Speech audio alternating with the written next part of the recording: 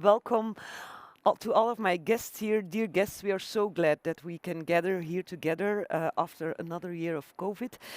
It's been a while, but that makes this evening even more special, I guess. I'm happy to welcome you in the name of Vlerick Digital Transformation Club.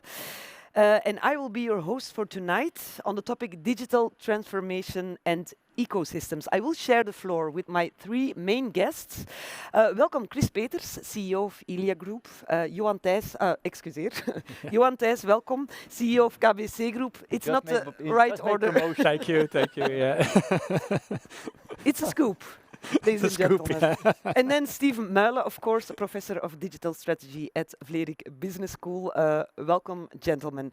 Maybe to start off, I will let you know how this evening will continue.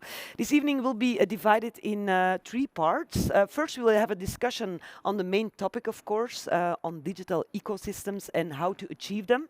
This part will be recorded for further use, so I'm sure you all will be aware of that. And then we will talk off the record.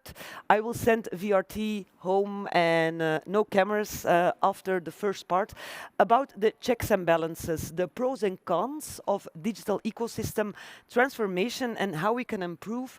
We would really appreciate in this second part that you would join us with your thoughts, ideas and feedback. And I think Steve will be happy to facilitate the discussion in the second part. And then last but not least, we will talk about leadership with our two CEOs about their personal experiences. That's just a short summary of this evening. Of course, the main goal is to build this evening together with all of you. Welcome, and an applause for my three main guests, please. My promotion. Welcome, gentlemen. I can call you by your first name. Yes. We all agreed on that. Maybe to start off, Steve, let me start with you. First things first, what are digital ecosystems and do we have a big tradition in Belgium? Yeah, so let's talk a little bit about ecosystems. So if you look at tradition, I guess you all know Michael Porter. You're familiar with the value chain. And so that's a set of activities that support the competitive position of the company. And that's how a lot of you, I guess, were taught about management and about how to look at a business. I don't know if you know the term value system. Does it ring a bell to some of you? Because that was in the same book, in the same article, where he actually said when you extend this set of activities to your upstream suppliers and your downstream channel partners and customers, you have a value system. You all call it the value chain, but it's actually the value system. Right? And then there's this ecosystem thing. So when does it become an ecosystem? When you start looking at horizontal kind of partners or perhaps even competitors, where you look at complementers and where it's not just vertical, but also horizontal going into different sectors, right? So traditionally, companies in Belgium stick to their knitting. They say, I'm in this industry, I'm in that industry, and they work with upstream suppliers and downstream customers and channels.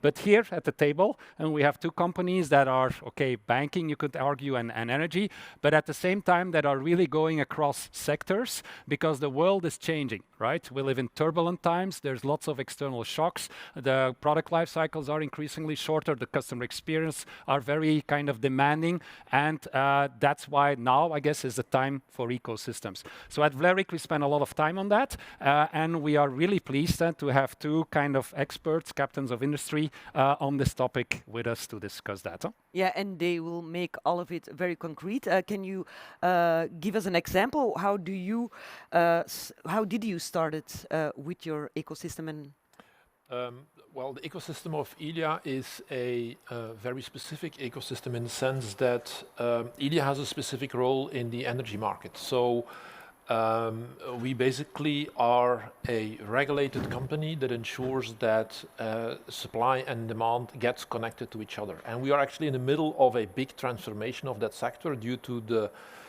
actions that we have to take for climate abatement. What you see is that from a system with let's say fossil fuel plants that deliver that energy towards end consumers and adapt themselves to that demand, you will evolve to a system where you have an enormous amount of small entities, solar panels, windmills, that will feed in at some moment when there is wind, when there is sun, into that system. And on the other side, a fragmented space of electrical vehicles, heat pumps that will adjust themselves to the availability of energy. That's what we have to make to transform. And meanwhile, you see other sectors entering into our space. Mobility is becoming electrified, heating is becoming electrified. So instead of being in our small sector with Engie, Luminous at the one side and on the other side, the consumers, we enter into a space where you see that leasing companies, banks, telecom providers start to become part of that system and start to see, actually, I need to interact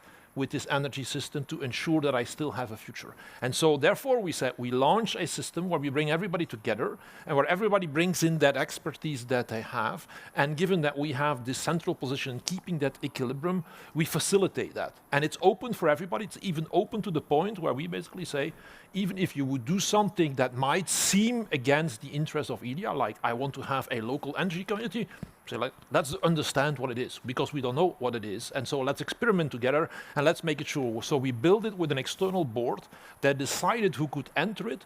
We had a number of partners, distribution companies, that helped us in that with academic support. And basically we said, let's now have the commercial sector come and test, experiment together to ensure how they can make this transition happen.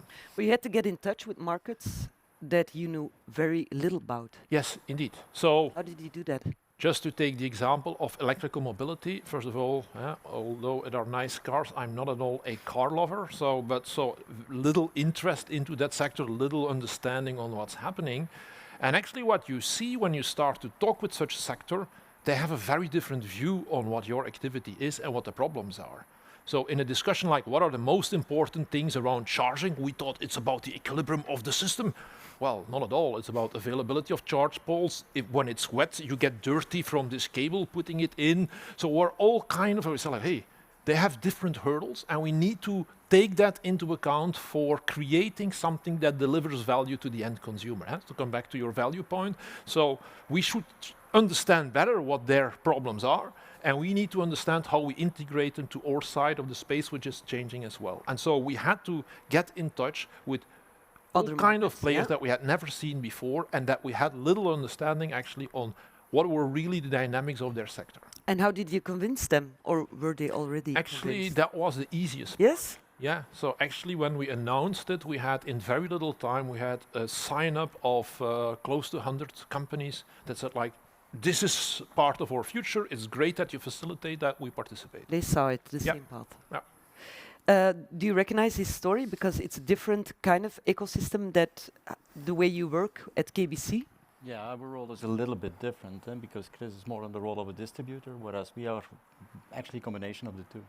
And as a matter of fact, and probably Steve will not agree, but as a matter of fact, KBC, when it was founded back in 1998, we created in itself a ecosystem avant la lettre because it was a combination of a couple of companies. We had a couple of banks, which were perfectly vertically integrated distributors, but also manufacturers of products, but banking products. Whereas we added next to that an insurance company, we added next to that a asset manager, a leasing company, and an assistance company, what have you, the whole range. And it was brought together in one, let's call it a bigger conglomerate, which is providing all those services to the end consumer, to the customer.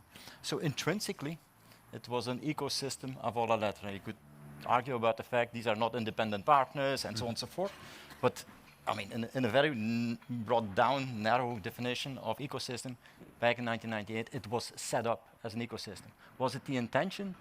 Yes, indeed, it was the intention. It was not called an ecosystem, but it was the intention to service better customer, to use the distribution power of the several partners, which was utterly different, for instance, on the banking side.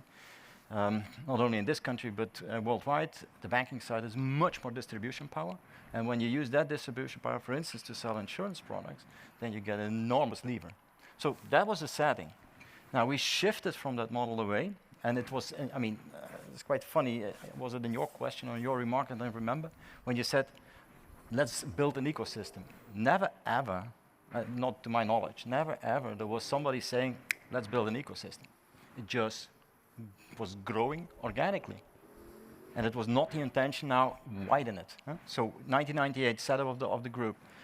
Back in 2012, we started to shift from what it was to a fully integrated bancassurance, which means The customer, the end customer is the end goal, and all the other factories, the banking factory, the insurance factory, the leasing, whatever, the asset management factory, they all start to tailor the products towards the needs of that customer, and you adapt your products accordingly. Back in 2014, we shifted to the digital environment, and then we come closer to the definition which you just gave, a more digital platform or a more digital ecosystem, which was then established with widening and opening the system for non-financial services. I know that all of you are customers of KBC. Yeah, of course. Who isn't customer of KBC? Can I see a couple of hands? Can you give your name to the guy in the back? Yeah? No, I'm seriously. All those others understand what I'm saying. You know, if you use the app of KBC, it's an open system. You have a lot of banking, insurance services, what have you, all the financial product. But next to that, you can use your app for going on the train, on a bus. You can park your car. You can pay your cleaning lady. You can go to the cinema. It's all integrated. And all I think I have to change. Say it again. I think I have to change my bank if I hear you talking. Sure. Don't hesitate. I have a colleague of mine who will take care of that. No, but it's true. When you hear about these kind of ecosystems, you always hear the name of KBC. Yeah. That's true. About tickets for the festivals. non-customers, you understand? Yeah.